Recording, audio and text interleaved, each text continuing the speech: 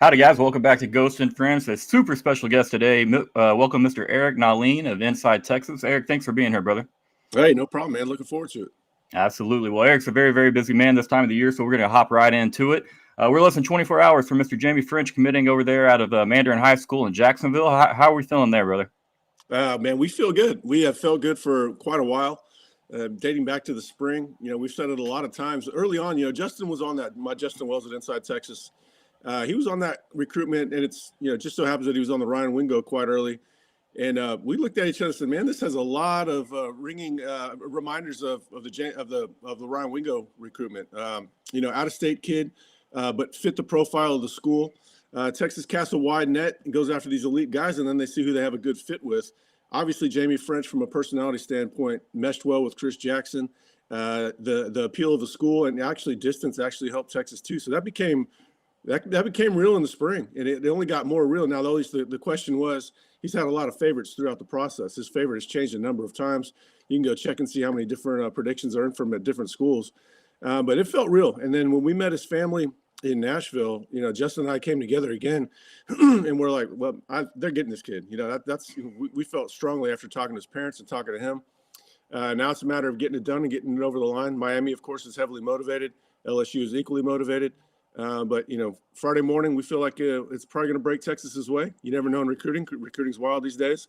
But Texas is the team to beat going into that decision. That last part is exactly why I had to ask the question, because I know how you and your crew have felt for a very long time, and y'all have covered that recruitment as well as anybody out there.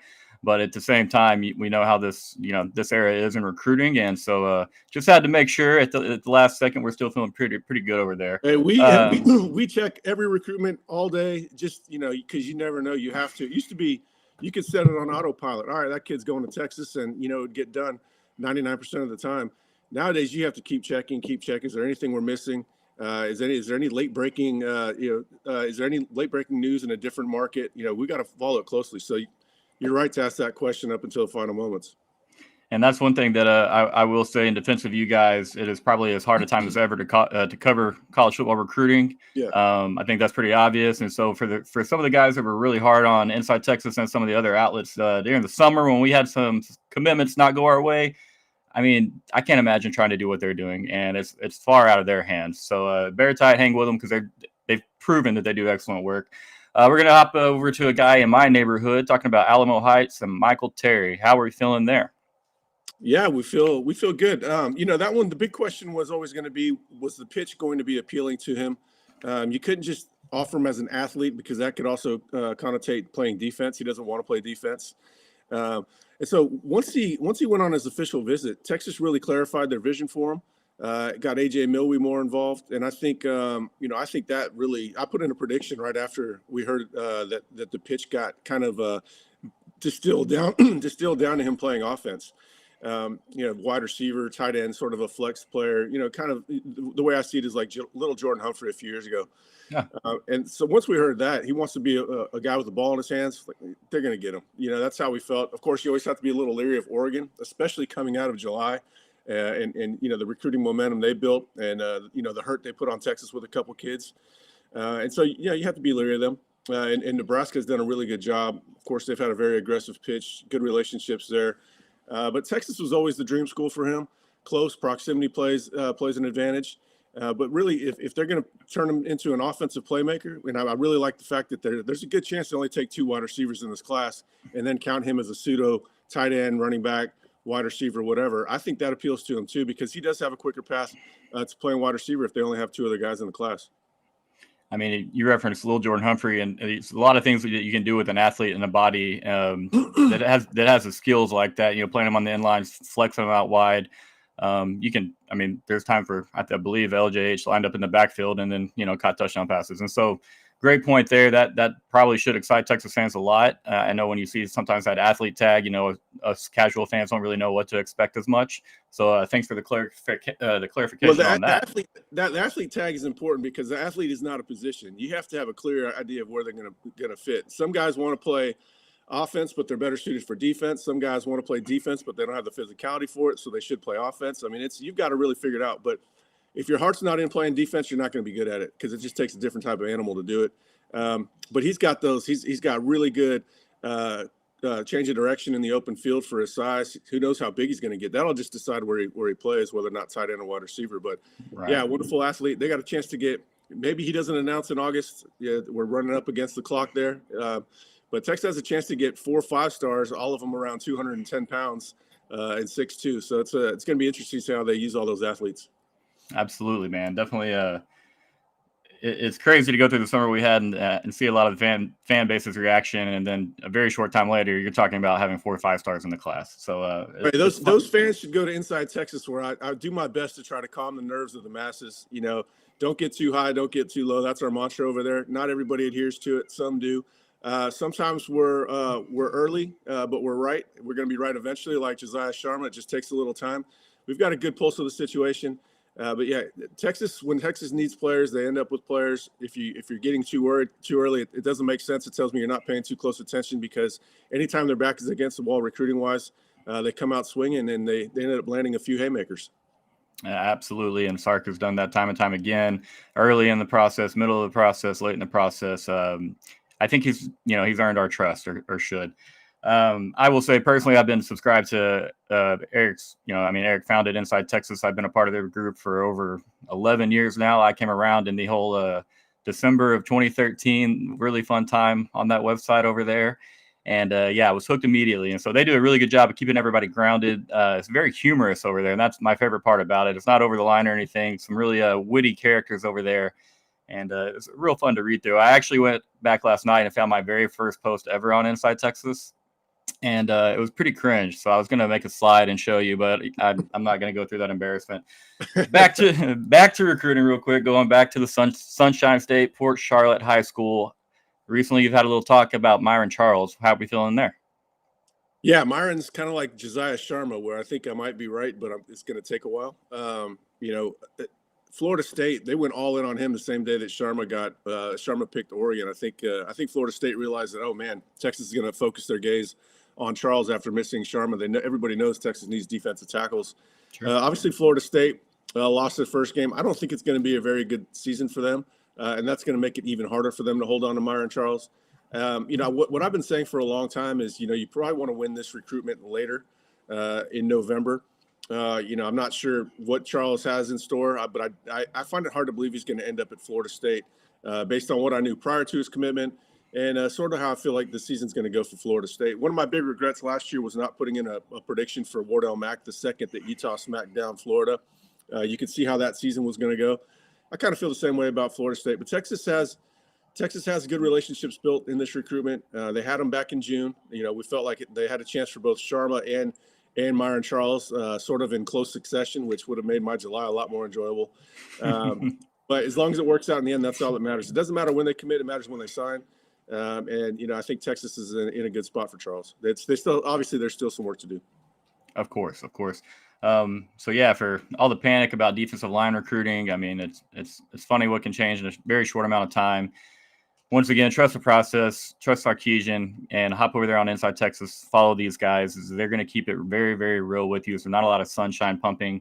I realized that really quickly back in the dark days of Charlie Strong, when we kind of realized, I think we were going to Stillwater, and you predicted a slot like McCleskey for Oklahoma State. You were like, he's about to go off. He's going to have 100+ and 2 touchdowns. And I was up there at that game, and I think he did that in the first half.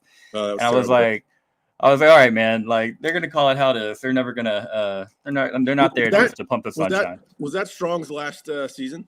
It was, yes, sir. Okay, yeah, I remember that vividly. I was sitting on my back deck. I was having a couple beers, and that game unfolded in the first half. And I put down my beer, and my wife said, "What's going on?" It's like, I've got to call for this guy's job. I can't, because it was obviously over. We had gone to Cal. If you subject me to getting heckled by Cal fans, you're already on my bad side.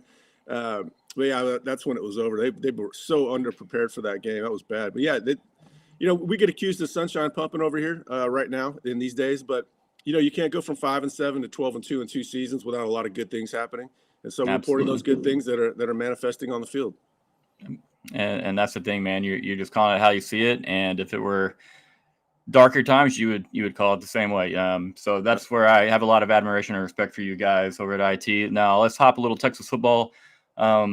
Real quick before we get into it, I'm going to ask for some season expectations. Talk about the running back room real quick, where I've shared my concerns on this channel. Is I'm curious to what down and distance looks like, the money downs, 3rd and 2, 3rd and 3, 4th and 2, 4th and 1. I'm curious to what it looks like, when in years past we're turning around and pounding Jonathan Brooks or CJ Baxter, Roshan, Bijan. What are your thoughts on the whole situation and what plays out with the running back room? Well, you can get done short yardage in a number of different ways. I wish there was a Cody Johnson. Everybody remembers Cody Johnson, I think, was almost like 99% conversion rate on 3rd and short or 4th and short at the goal line. It'd be nice to have that element. But, one thing I really like is the veteran offensive line. They should be able to, especially to the right side, they should be able to run pretty consistently. I like the fact that the tight ends are going to have a little bit of a little different personality than last year, where last season we just saw, Jatavian always running in the open field. The offense tends to create a lot of space. This year, I think they're going to be a much better blocking unit. I was just talking to Ian Boyd, sort of our X's and O's guy, because I just wrote an article about this actually. I think they're going to be really good in outside zone. Maybe that's not the best short yardage call, but it's definitely going to get off defenses thinking that they might have to go sideways. I think the tight ends are going to be better blockers on the perimeter. I'm not as worried about short yardage as others. Jaden Blue creates a lot of power in a short amount of time because of his acceleration. He's very well built. There's definitely some power behind him. He can squat a lot. He's got some strength to him, and it's just physics. He hits it hard. As long as there's a crease, I think he's going to be good at it. You don't have to be big to be good in short yardage. I used Marcus Allen, dating myself a little bit there. One of the best short yardage runners of all time. Was not all that big. So I'm as long as the offensive line is doing its job, I think the running backs will be just fine. Absolutely. I mean, you talk about kind of, you don't have to have size to run with attitude. And you go look at the Sugar Bowl last year, and JB was looking to take a Husky safety out of the Superdome that night on the 3rd touchdown. I think we scored there in the first half to tied it up. So he had a couple runs, and it's a contract year for him, and he's going to want to prove everything about his game. Everybody's going to realize that he's got great hands and speed to the outside, but he runs with pop between the tackles too. And like I said, contract year for that guy. He's looking to get drafted as highly as possible. He knows he's going to have to run hard. And I mean, also a great point on the outside zone, just knowing that there's a threat and that you have to honor that. It could obviously make 3rd and 1, 3rd and 2 shorter up the middle when defenses have to be respectful of the outside, because we will have some burners that can hit that edge and go. All right, real quick, season expectations for you, Eric. How are you feeling overall? Well, last year I felt like I had a better handle. It's really weird. Last year I felt like I had a better handle on the season than I do right now. I still feel like they're going to make the playoffs. It's just the variability of the schedule, playing the week-to-week demands of the SEC has me thinking a little bit differently. I should be higher than I was last year, and I am. I think it's a better team, but this team can be 10-2 and not as good as last year's team that went 11-1, just because the schedule is a lot more difficult. My expectations are for them to be, playing to get into the SEC championship game in the last game of the season. Obviously, they have to go to A&M. A&M could be 0-11, and that stadium's going to be bonkers. But I think they're going to have a pretty solid season if they don't have too many injury issues. So that's a very tough game. Kentucky right before that, I think, is a bit of a trap game. Georgia coming in after they play OU. Man, I could see the season going, I can't see them winning less than 10 games. But there's going to be some really close contests. It's going to be a war of attrition for them. They're going to need all their depth. They've got a lot of depth. They're going to need it. I'm picking. It's a tough question.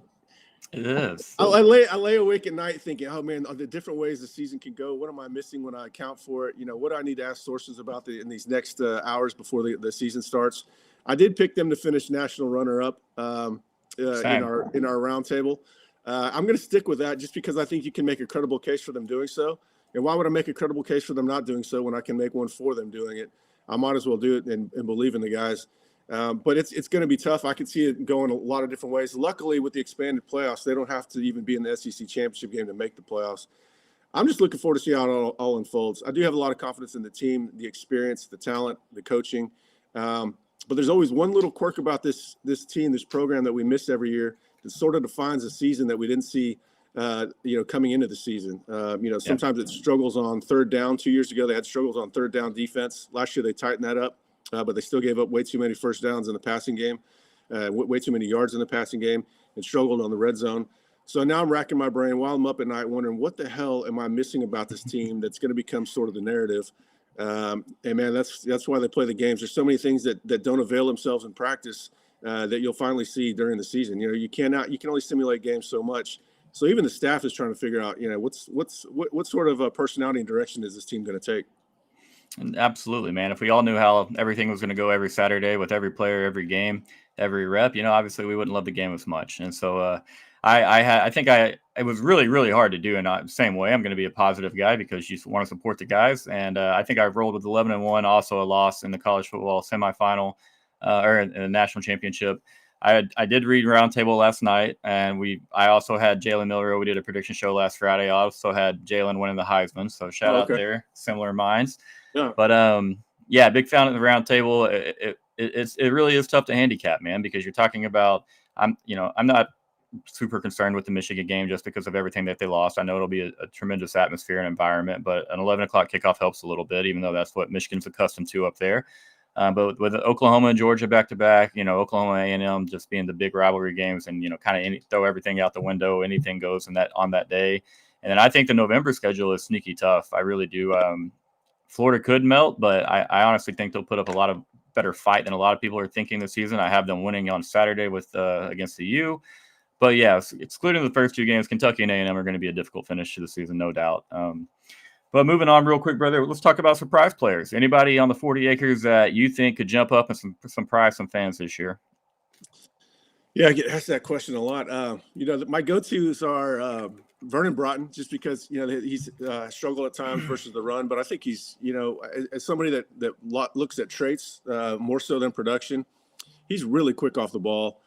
He's good in pursuit. I think he's going to, I've heard that he's playing the run better this camp. Obviously, it's not like we heard that the offensive line, even as experienced as it is, was running all over the defense. We heard that a lot more during the spring. We didn't hear that in August. Hearing he's playing the run game, I think he's got a chance to break out and be a third, fourth, fifth round draft pick. Juan Davis, I love anybody that loves the finer side of the game, which kind of goes unnoticed. Everybody watches the ball. I'm looking forward to watching him doing the dirty work. One of my favorite players in all of football to watch is Kyle Juszczyk for the 49ers. One of the most entertaining players you can watch without the ball. Coming across in motion, they do a lot of shifts with him.